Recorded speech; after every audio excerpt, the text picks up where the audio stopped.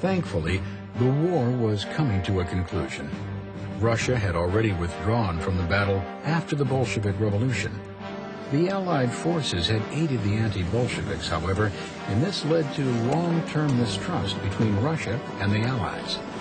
By November of 1918, the Allies, with fresh new American forces, began to turn the tide of battle, and German soldiers began to retreat along the Western Front. The German Navy ordered its fleet to set out to sea, but the sailors refused. In Germany, soldiers and civilians started organizing revolutionary councils. The people of Berlin rebelled against the Kaiser, who abdicated his throne and escaped to the Netherlands. No final, decisive battle was fought. No Allied soldiers entered German territory.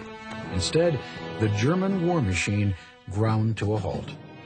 On the 11th hour of the 11th day in the 11th month of 1918, Germany agreed to a ceasefire that ended the war. Captain Eddie Rickenbacker, America's ace fighter pilot, flew over the trenches when the armistice was declared. On both sides of no man's land, the trenches erupted.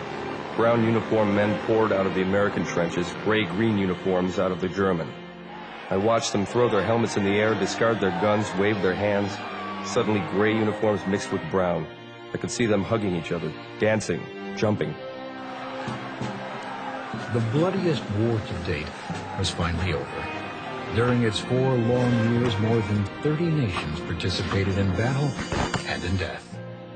But even as the war ended, Americans faced still another crisis, a crisis at home that took more lives than the war itself.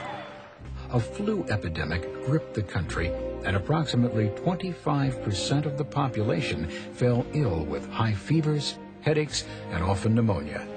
About 500,000 Americans died.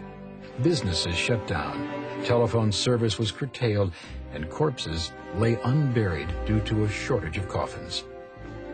The epidemic, like the war, finally subsided, and a weary America looked to President Wilson and the victorious Allies to deliver a lasting peace.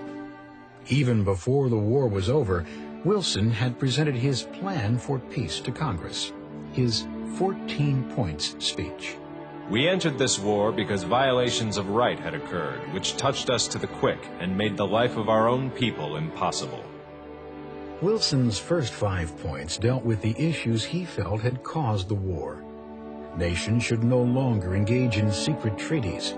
The freedom of the seas must be restored, and tariffs should be lowered or removed altogether so free trade could flourish.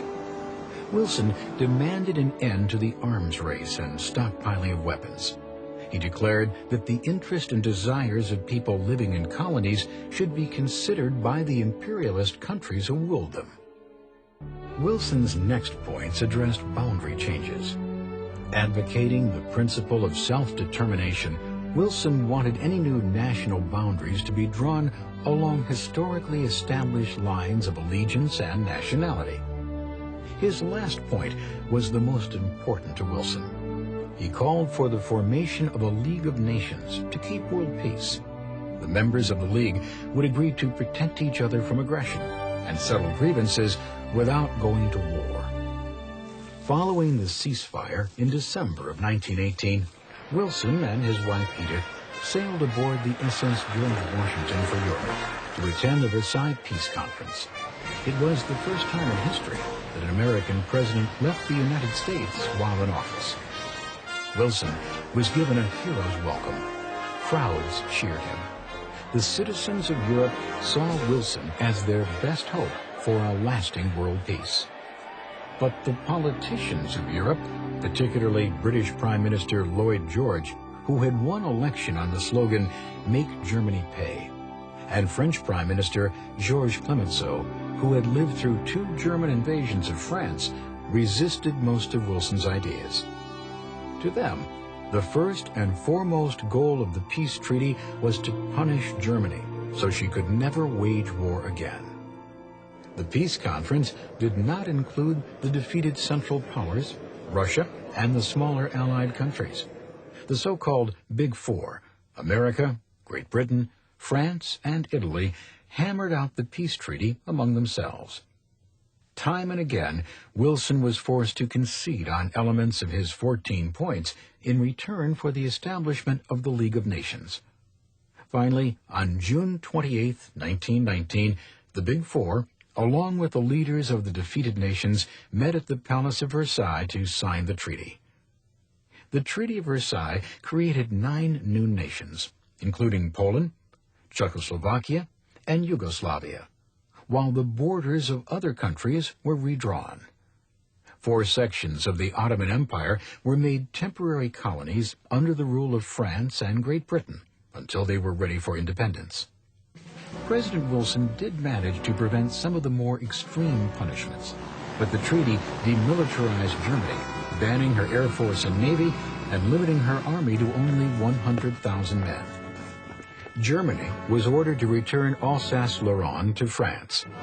Most debilitating, Germany had to pay reparations, war damages, of $33 billion to the Allies, and admit total responsibility for the war. Certainly, Germany had played a major role in starting World War I, but other countries were equally involved. German citizens found the treaty outrageous, and there was no way the country could ever repay the Allies the money demanded. Instead of providing a lasting peace, the Treaty of Versailles began laying the groundwork for World War II.